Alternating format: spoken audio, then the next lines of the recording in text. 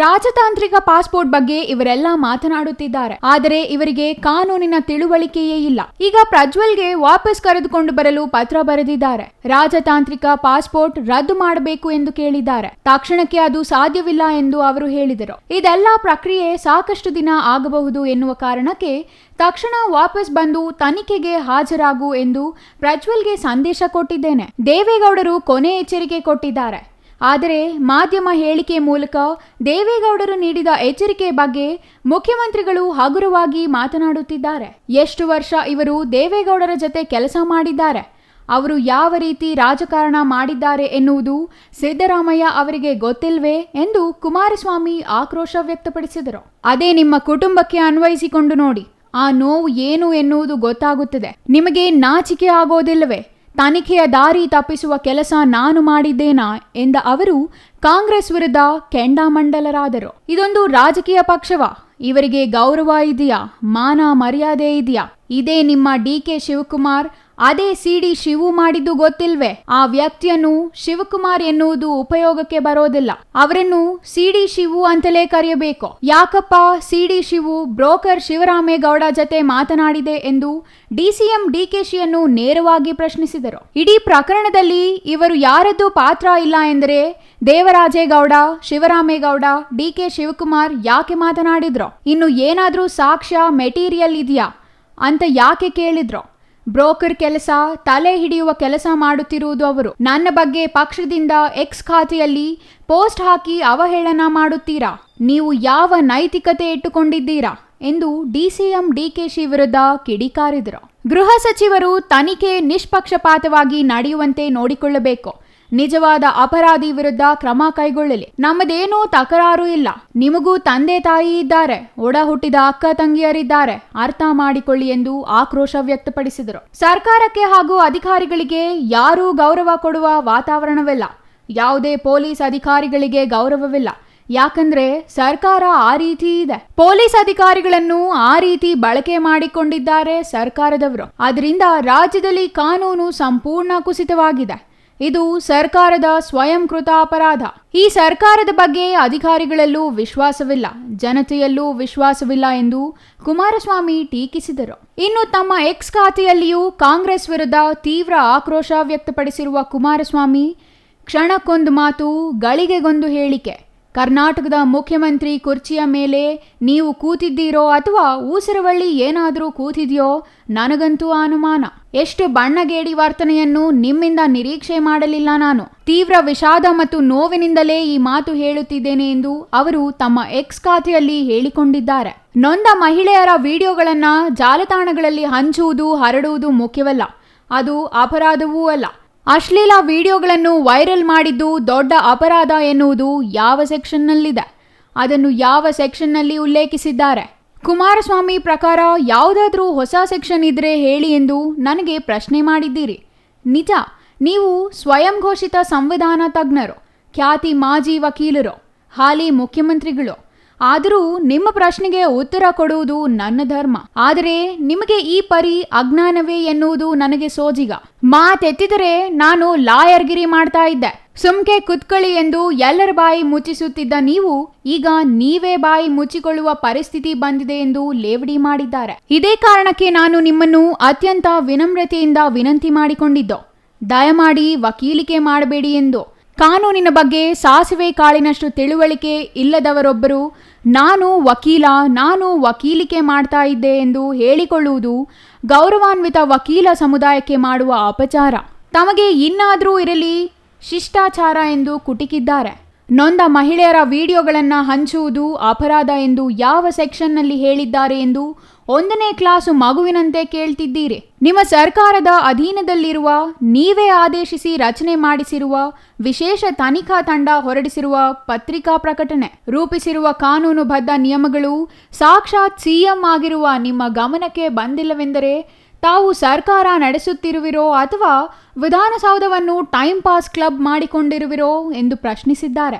ನಿಮ್ಮ ಘನತವೆತ್ತ ಅವಗಾಹನೆಗೆ ಎಸ್ಐಟಿ ಹೊರಡಿಸಿರುವ ಪತ್ರಿಕಾ ಪ್ರಕಟಣೆಯನ್ನು ಇಲ್ಲಿ ಲಗತ್ತಿಸಿದ್ದೇನೆ. ದಯಮಾಡಿ ಓದಿಕೊಳ್ಳಿ, ಅರ್ಥ ಮಾಡಿಕೊಳ್ಳಿ. ನೀವು ಕೇಳಿದ ಎಲ್ಲ ಸೆಕ್ಷನ್ಗಳು ಅದರಲ್ಲಿಯೇ ಇವೆ. ಒಂದಲ್ಲ 10 ಸಲ ಓದಿ ಮನನ ಮಾಡಿಕೊಳ್ಳಿ ಎಂದು ಹೇಳಿರುವ HDK ನಿಮ್ಮನ್ನು ಅಪಮಾನಿಸುತ್ತಿದ್ದೇನೆ ಎಂದು ಅನ್ಯಥಾ ಭಾವಿಸಬೇಡಿ. ವಯಸ್ಸಿನಲ್ಲಿ ಹಿರಿಯರು, ಹೆಚ್ಚು ಅನುಭವಸ್ಥರು ನೀವು. ಆದರೆ ಪೆನ್ ಡ್ರೈವ್ ಪ್ರಕರಣದಲ್ಲಿ ನಿಮ್ಮ ನಡವಳಿಕೆ ಪ್ರಶ್ನಾರ್ಹ. ಅಮಾಯಕ ಹೆಣ್ಣು ಮಕ್ಕಳ ಮಾನವನ್ನು ಹೋಟಿಗೆ ಒತ್ತೆ ಇಟ್ಟ ಕ್ರಿಮಿನಲ್ ಅನ್ನು ಪಕ್ಕದಲ್ಲೇ ಕೂರಿಸಿಕೊಂಡು ಮಾತನಾಡುತ್ತಿದ್ದೀರಿ. ಸಂವಿಧಾನಬದ್ಧವಾಗಿ ಗೌಪ್ಯತೆಯ ಪ್ರಮಾಣ ವಚನ ಸ್ವೀಕರಿಸಿ ಸಂವಿಧಾನ ದ್ರೋಹಿ ಕೃತ್ಯ ಎಸಗಿರುವ ವ್ಯಕ್ತಿ ನಿಮ್ಮ ಸಂಪುಟದಲ್ಲಿ ಉಪ ಮುಖ್ಯಮಂತ್ರಿ. ಇದಕ್ಕಿಂತ ನಿರ್ಲಜ್ಜತೆ ಉಂಟೆ ಎಂದು ಪ್ರಶ್ನಿಸಿದ್ದಾರೆ. ನಡವಳಿಕೆಗಳನ್ನು ಏನು ಗಮನಿಸ್ತಾ ಇದ್ದೇನೆ, ಈ ಸರ್ಕಾರಕ್ಕೆ ಈ ಒಂದು ಪ್ರಕರಣವನ್ನು ಜೀವಂತವಾಗಿ ಇಡಬೇಕು ಅನ್ನೋದು ಹೊರತುಪಡಿಸಿ ಅವರಿಗೆ ಇದರಲ್ಲಿ ಇರ್ತಕ್ಕಂಥ ಸತ್ಯಾಂಶ ವಾಸ್ತವಾಂಶಗಳು ಹೊರಗೆ ತರಬೇಕು ಅಂತಕ್ಕಂಥದ್ದು ಇವರು ಯಾರಿಗೂ ಮುಖ್ಯಮಂತ್ರಿಯನ್ನು ಸೇರಿಸ್ಕೊಂಡಾಗಿಲ್ಲ.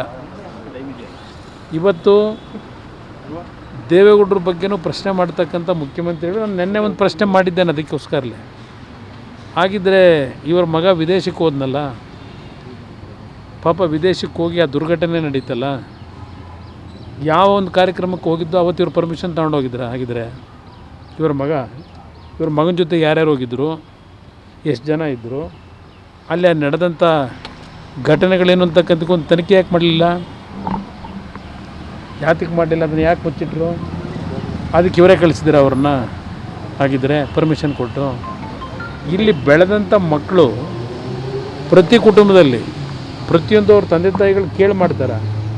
ಈ ಬೆಳಗ್ಗೆ ಪೇಪರ್ ತೆಗೆದ್ರೆ, ನಿಮ್ಮ ಟಿ ವಿಗಳು ತೆಗೆದ್ರೆ ಪ್ರತಿ ಕುಟುಂಬದಲ್ಲಿ ಇದು ಈ ವಿಷಯವನ್ನು ಬ್ರೋಧೀಕರಿಸಿ ನಮ್ಮ ಒಂದು ಕುಟುಂಬದ ಸಂಪೂರ್ಣವಾಗಿ ರಾಜಕೀಯವಾಗಿ ಮುಗಿಸ್ತಕ್ಕಂಥ ಒಂದು ಹುನ್ನಾರ ಇಟ್ಕೊಂಡಿದ್ದೀರಪ್ಪ.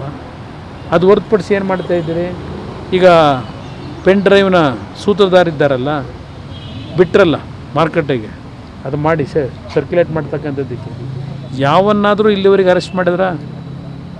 ನಾನು ಗೃಹ ಸಚಿವರನ್ನೂ ಕೇಳ್ತೀನಿ, ಮುಖ್ಯಮಂತ್ರಿನೂ ಕೇಳ್ತೀನಿ. ಅದೇನೋ ನೆನ್ನೆ ಹೇಳಿದ್ದಾರಲ್ಲ, ಅದೆಂಥದ್ದು ಅಪರಾಧಿ ಅಂತ ಹೇಳಿ. ಅಪರಾಧಿ ಒಂದು ಭಾಗ ಇರಲಿ, ಪ್ರಕರಣ ನಡೆದಿರ್ತಕ್ಕಂಥದ್ರಲ್ಲಿ ಯಾರೇ ತಪ್ಪು ಮಾಡಿದರೂ ಶಿಕ್ಷೆ ಆಗಬೇಕು ಅನ್ನೋದು ನಾನು ಡೇ ಒನ್ನೇ ಹೇಳಿದ್ದೇನೆ. ಅವ್ರು ಏನು ಹೇಳ್ತಾ ಇದ್ದಾರೆ, ಒಬ್ಬ ರಾಜ್ಯದ ಮುಖ್ಯಮಂತ್ರಿ ಆ ಪೆನ್ ಡ್ರೈವ್ಗಳನ್ನು ಸರ್ಕ್ಯುಲೇಟ್ ಮಾಡಿದಂಥವ್ರದ್ದು ಅಪರಾಧ ಅಲ್ವಂತೆ, ಅದಕ್ಕಿಂತಲೂ ದೊಡ್ಡ ಅಪರಾಧ ಅಲ್ಲಿ ಅಂತ ಹೇಳ್ತಾರೆ. ಆ ಹೆಣ್ಣು ಮಕ್ಕಳ ಚಿತ್ರವನ್ನು ಮಸುಕು ಮಾಡದೆ ಅದನ್ನೆಲ್ಲ ಬೀದಿಗೆ ಬಿಟ್ಟಿದ್ದೀರಲ್ಲ, ಅವ್ರಿಗೆ ಏನು ನ್ಯಾಯ ಕೊಡ್ತೀರಿ ನೀವು? ಯಾವ ರೀತಿ ಅವರಿಗೆ ಸಾಂತ್ವನ ಹೇಳ್ತೀರಿ? ಸರ್ಕಾರದಿಂದ ಏನು ಕೊಡ್ಲಿಕ್ಕೆ ಸಾಧ್ಯ? ನೀವು ಹೋಗಿರ್ತಕ್ಕಂಥ ಕುಟುಂಬದ ಒಂದು ವಿಶ್ವಾಸದ ಕೊರತೆ, ಕುಟುಂಬದಲ್ಲಿ ಆಗ್ತಕ್ಕಂಥ ಅನಾಹುತ, ಇದೆಲ್ಲ ನೀವು ಮಾಡಿರ್ತಕ್ಕಂಥವ್ರು, ಇದನ್ನು ಸರಿಪಡಿಸ್ತೀರಾ ನೀವೀಗ?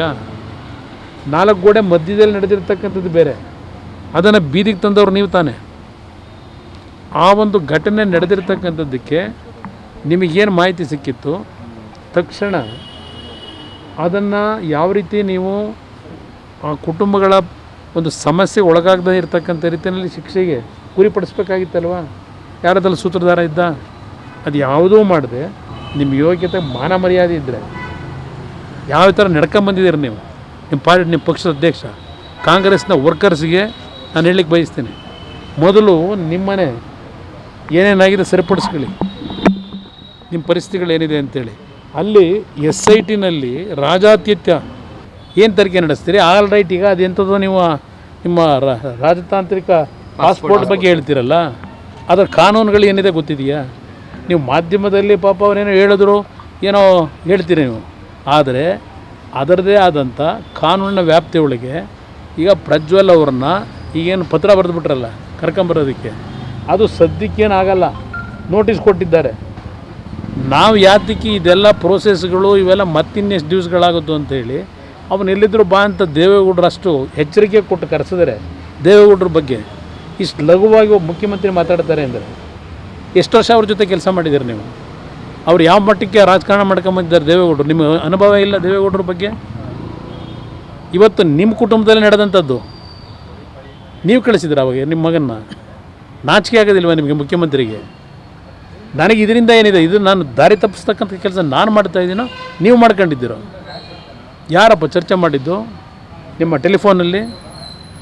ಅದೆಂಥದ್ದು ದೇವರಾಜೇಗೌಡರ ಬಗ್ಗೆ ನಿಮ್ಮ ಕಾಂಗ್ರೆಸ್ನವರು ಅದೇನೋ ಟ್ವೀಟ್ ಮಾಡಿದ್ದೀರಲ್ಲಪ್ಪ, ಬರದಾರ ಸ್ವಾಮಿ ಜೊತೆ ಅದೆಂಥದ್ದು ಹೊಂದಾಣಿಕೆ ಮಾಡ್ಕೊಂಡು ಬ್ರದರ್ ಸ್ವಾಮಿನೇ ಆಡಿಯೋ ಬಿಡು ಇದು ಅದೇ ವಿಡಿಯೋ ಪೆನ್ ಡ್ರೈವ್ ಬಿಟ್ಟವನೇ ಅಂತ ಹೇಳಿ ಈ ಮಟ್ಟಕ್ಕೆ ಈ ಚಿಲ್ಲರೆ ರೀತಿಯಲ್ಲಿ ಇದೊಂದು ಪಕ್ಷವ, ಇದು ಕಾಂಗ್ರೆಸ್ ಪಕ್ಷ. ಗೌರವ ಇದೆಯಾ ನಿಮಗೆ? ಮಾನ ಮರ್ಯಾದೆ ಇದೆಯಾ? ನಿಮ್ಮ ಶಿವಕುಮಾರ ಸಿ ಡಿ ಶಿವಕುಮಾರ ಅನ್ನೋದು ಈಗ ಉಪಯೋಗ ಬರೋದಿಲ್ಲ. ನಿಮ್ಮ ಸಿ ಡಿ ಶಿವು ಯಾತಕ್ಕಪ್ಪ ಶಿವರಾಮೇಗೌಡನ ಜೊತೆ ಅವನ ಜೊತೆ ಮಾತಾಡೋದಕ್ಕೆ ಫೋನ್ ಕನೆಕ್ಷನ್ ತಗೊಂಡ? ಯಾಕೆ ಮಾತಾಡಿದ್ರು?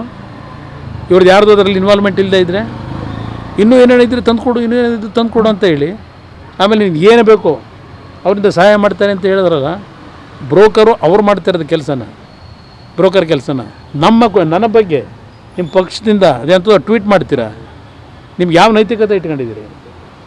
ಇದನ್ನು ಸರಿಯಾದ ರೀತಿ ನಾನು ಗೃಹ ಸಚಿವರು ಹೇಳೋದು, ನಿಮಗೇನಾದರೂ ಇದರ ಸತ್ಯಾಸತ್ಯತೆ ಹೊರಗೆ ತಂದು ನಿಜವಾದ ಕಲ್ಪ್ರಿಟ್ ಯಾರ್ಯಾರಿದ್ದಾರೆ ಅವರು ಎಲ್ಲರ ಬಗ್ಗೆ ಆ್ಯಕ್ಷನ್ ತಗೋಬೇಕು ಅಂತಕ್ಕಂಥದ್ದು ನಿಮ್ಮಲ್ಲಿ ಆ ಒಂದು ಕಮಿಟ್ಮೆಂಟ್ ಇದ್ದರೆ ಸರಿಯಾದ ರೀತಿ ತನಿಖೆ ಮಾಡಿ. ನಮ್ಮ ಅಧಿಕಾರಿಗಳಿಗೂ ನಾನು ಏನು ಹೇಳಿದೆ, ನಾನು ನಿಮಗೂ ನಿಮ್ಮ ತಂದೆ ತಾಯಿ ಜನ್ಮ ಕೊಟ್ಟು ನೀವೆಲ್ಲ ಭೂಮಿಗೆ ಬಂದಿದ್ದೀರಿ, ನಿಮ್ಮ ಜೊತೆಲಿ ಒಡ ಹುಟ್ಟಿದ ಅಕ್ಕ ತಂಗಿರಿದ್ದಾರೆ.